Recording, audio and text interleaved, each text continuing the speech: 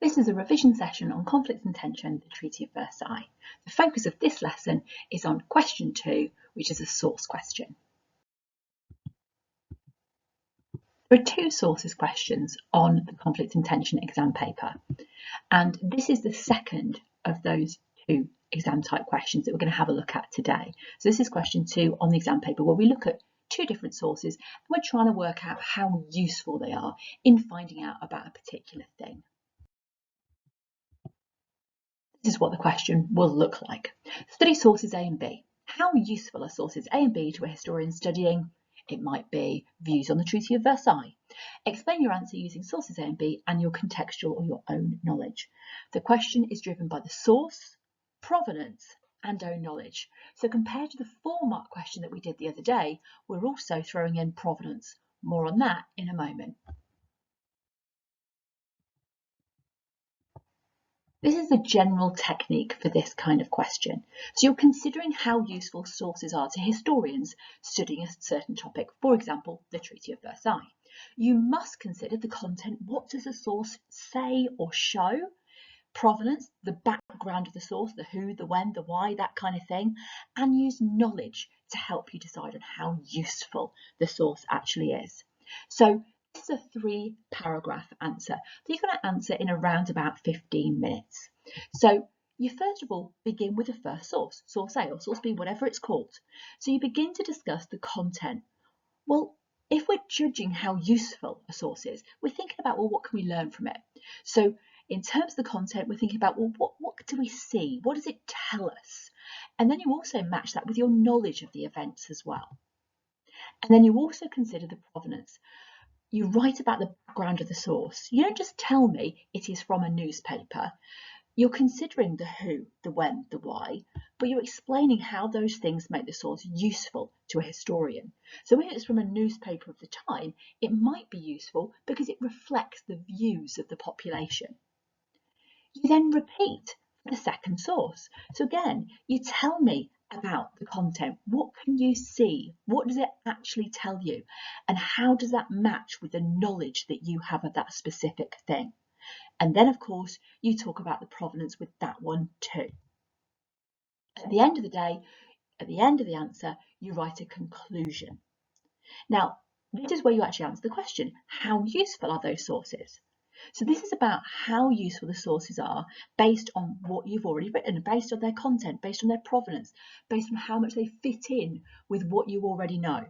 You are not asked to decide which is more useful. You're not comparing them with each other. So let's have a look at an example. That's going to help us really understand how to deal with this kind of question. So, study sources A and B. How useful are sources A and B to a historian studying opinions about the Treaty of Versailles?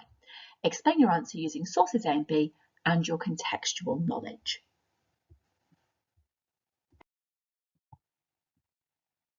Let's begin by discussing source A. So when answering this kind of question, you can deal with it one source at a time. You have to annotate both sources and then do the whole question. You start writing on the exam paper. So whatever source you get, you write all around it. So what can we see here?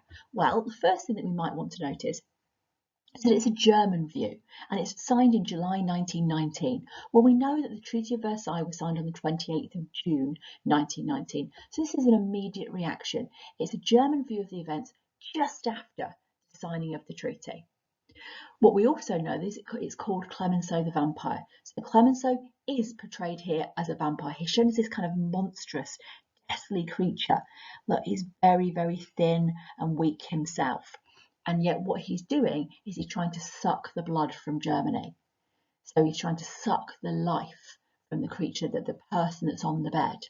Now, we need to add some of our knowledge to this. So you could easily do that with some knowledge of how France were trying to suck the life out of Germany through something like that £6.6 billion in reparations. That'd be a really good way of demonstrating very, very simply a little bit of knowledge that you have about how the Germans thought that they were being sucked dry.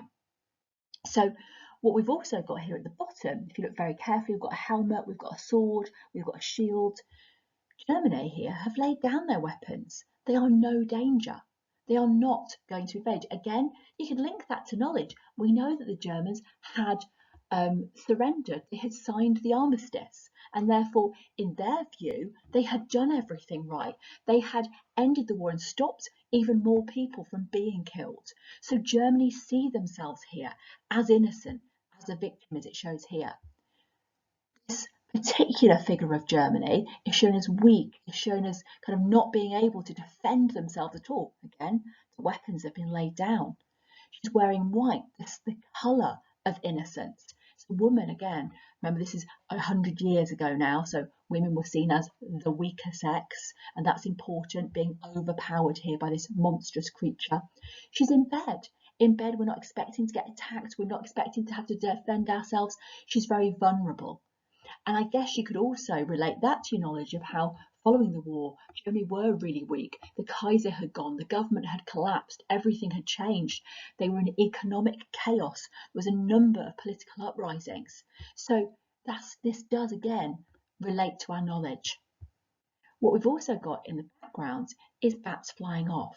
Well, remember, vampires sometimes turn into bats, so maybe he's going to turn into a bat later. Have the bats of maybe Britain and America already taken what they need and they're flying off? Do they not want to punish Germany as much? So again, you could talk about potentially how America didn't really want to take any part in these punishments. They were about building for the future. So there's absolutely tons that you can identify from this particular source.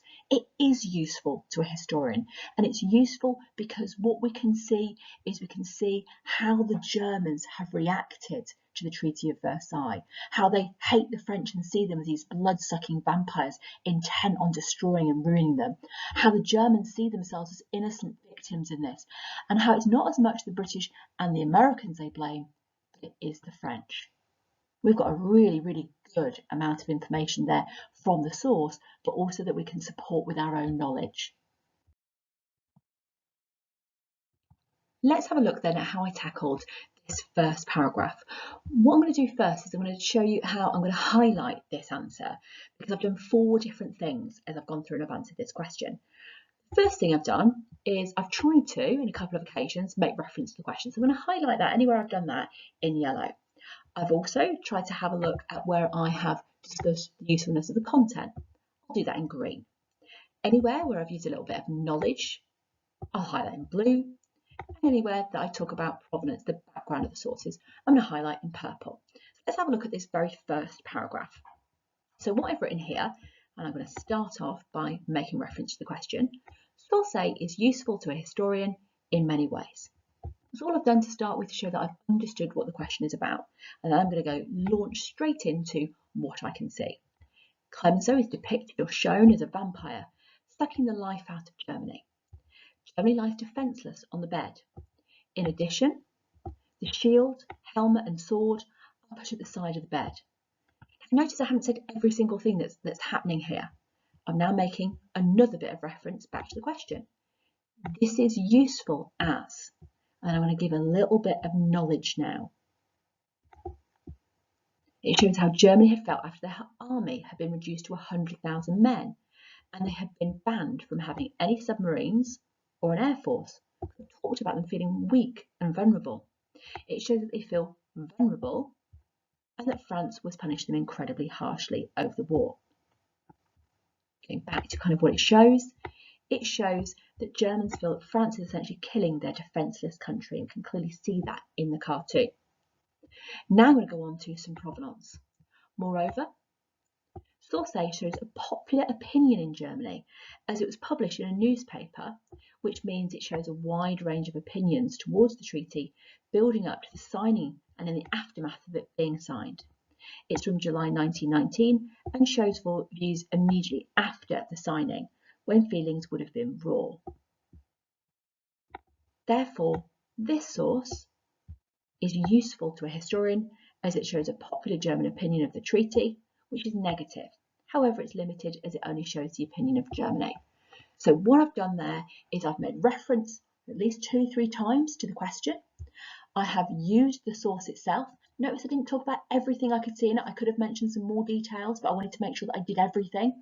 I've given some knowledge and really specific knowledge. I haven't just said their army were cut down. I've been more specific than that.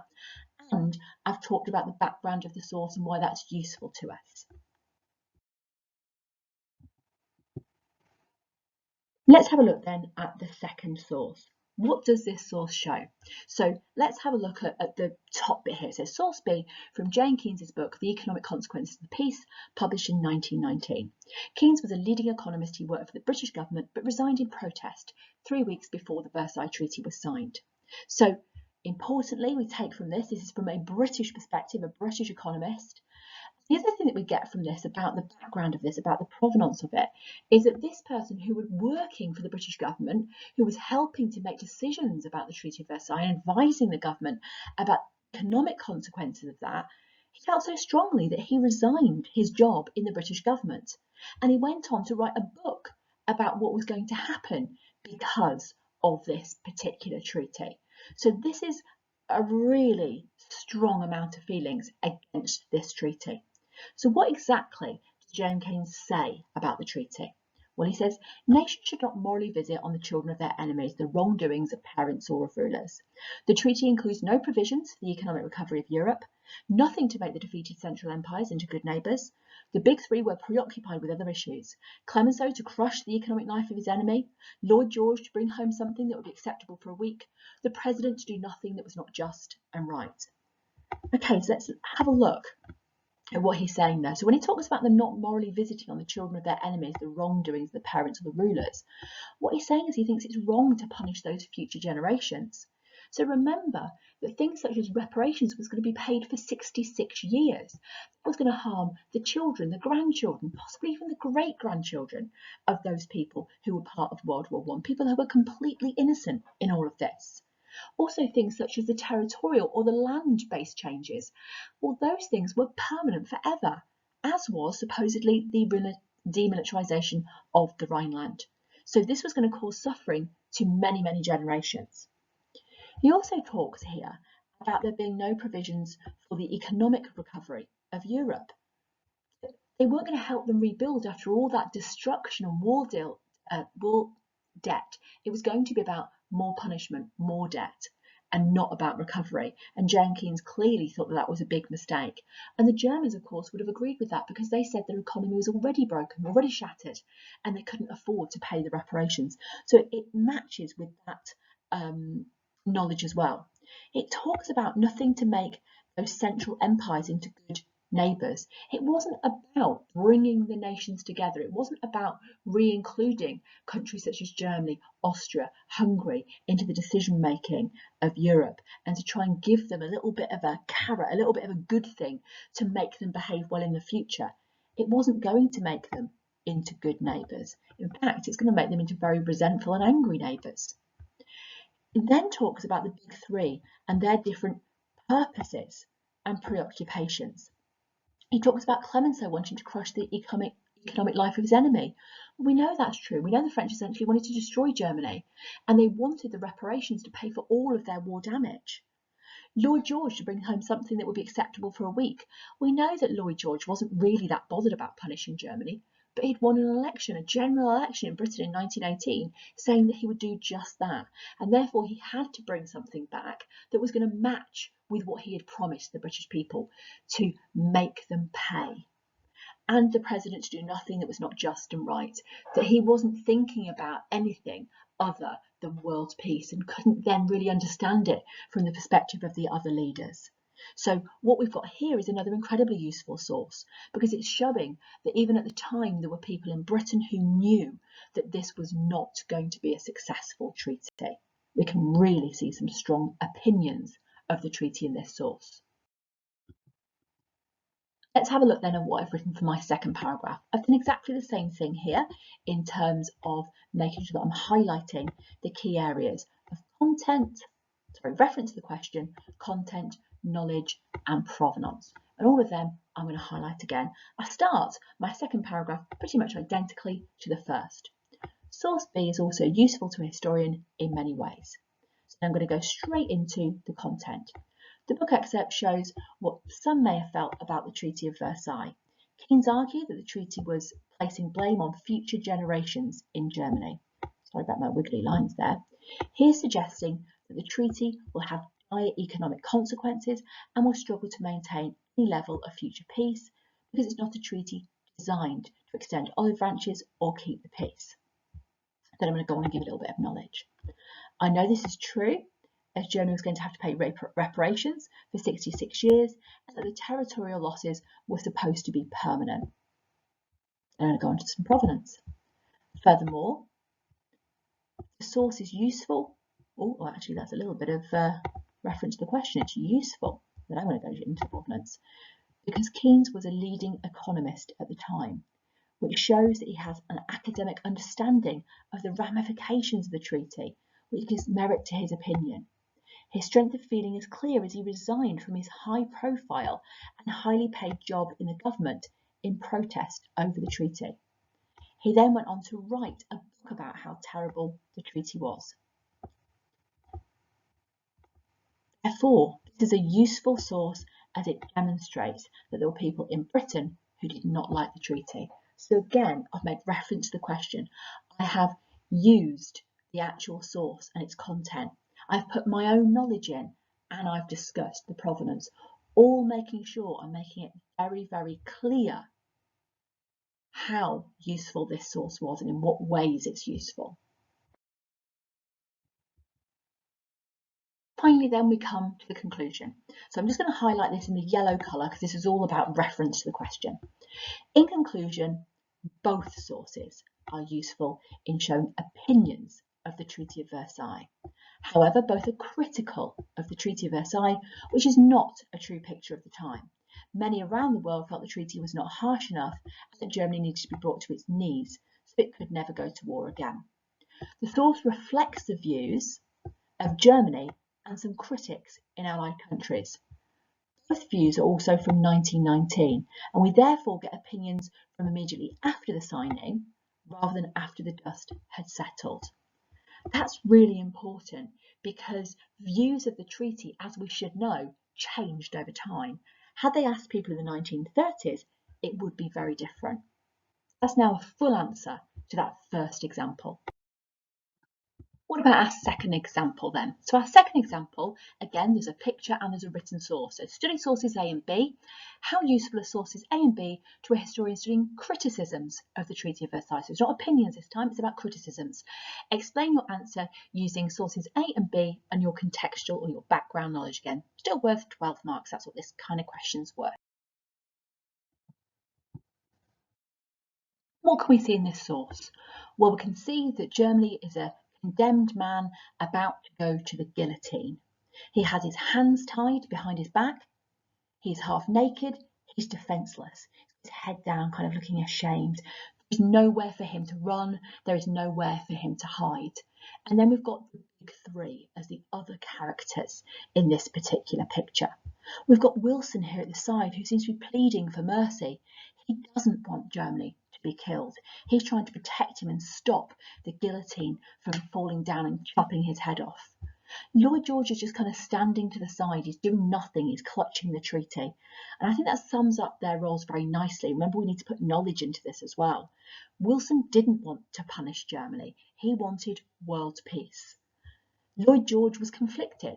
His people did want to crush and crucify Germany, but he understood that that probably wasn't going to be the right way to go. So he's standing there confused and not knowing really, who do I go with? Do I go with Clemenceau or do I go with Wilson? Because the third figure in the picture is the tiger, Georges Clemenceau, who is very, very eager. He's got his hands on the rope. He wants to drop it straight away and behead and kill Germany. And of course, you know, the guillotine is the French method that they used in the revolution of killing the aristocracy. So we associate it with France. So this is really useful in showing us how some people thought that Germany were being mistreated because they are highlighted here as being defenceless, unable to stop this. And you've got Clemenceau being shown as kind of mastermind behind Germany's destruction. This is, of course, though, a German view of the treaty from 1919. So just like, you know, the examples that we looked at before, this is a view absolutely from the time, that gut reaction, that raw reaction to the events in Germany and how they see themselves as somehow being treated very, very badly in the treaty. Our final source then. So this is a written source. Let's have a look at what this one says. I fear that England has missed the right moment for laying the foundations of a lasting peace in Europe. The Entente could have done anything with the German people had they made the slightest move towards reconciliation. People are ready here to make reparation for the wrong done by their leaders.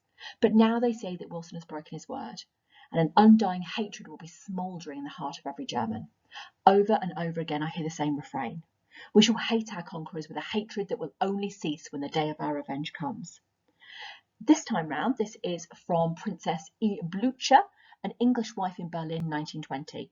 Evelyn married a German aristocrat in 1907 and kept a diary of their life in Berlin during and after the First World War. So, what does this one reveal to us? What can we learn from this? Why is this one useful when we're trying to find out about criticisms? Well, this source is deeply critical of the Treaty of Versailles.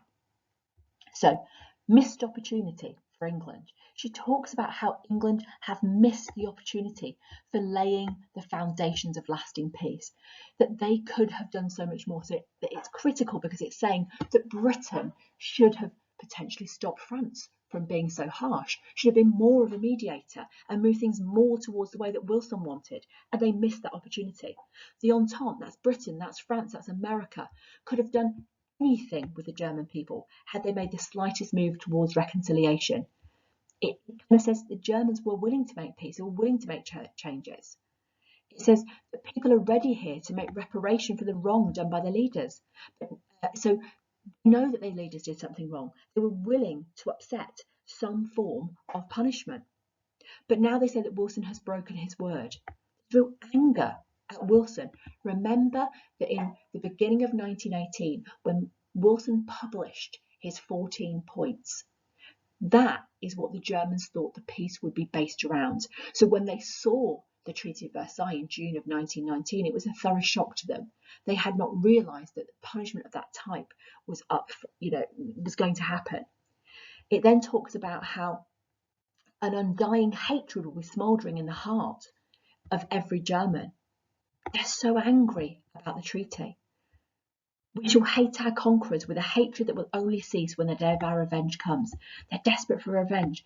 They're going to cause future war. That this treaty is going to cause future war. That the German people almost have no choice but to go to war over this in the future.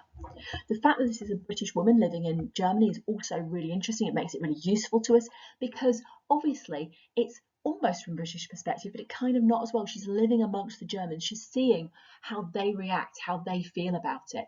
So this is useful in showing that this British woman, she clearly agrees with the Germans. She agrees that they have been treated wrongly. A really useful source. So I'm not going to talk you through this. What I've done here is I've done a little bit of a structure for you in case you wanted to have a go at this on your own. So I've talked you through the sources. On the last one, I taught you through the technique and how you've got to refer back to the question, how you have to use the source itself and discuss the content. What does it say? What does it show? How you've also got to talk about some knowledge and how it fits in with that and the provenance for both sources, and then conclude. So this particular structure here will help you do all of that if you choose to have a go at answering this question. These are things now that you could and should be doing. Make sure you know the answer to the short answer test on the Treaty of Versailles. Make some revision materials. Maybe make a mind map or some flashcards. And have a go at the question that we've just discussed that I didn't provide you with a model answer for. All of that should build your confidence in answering this type of question.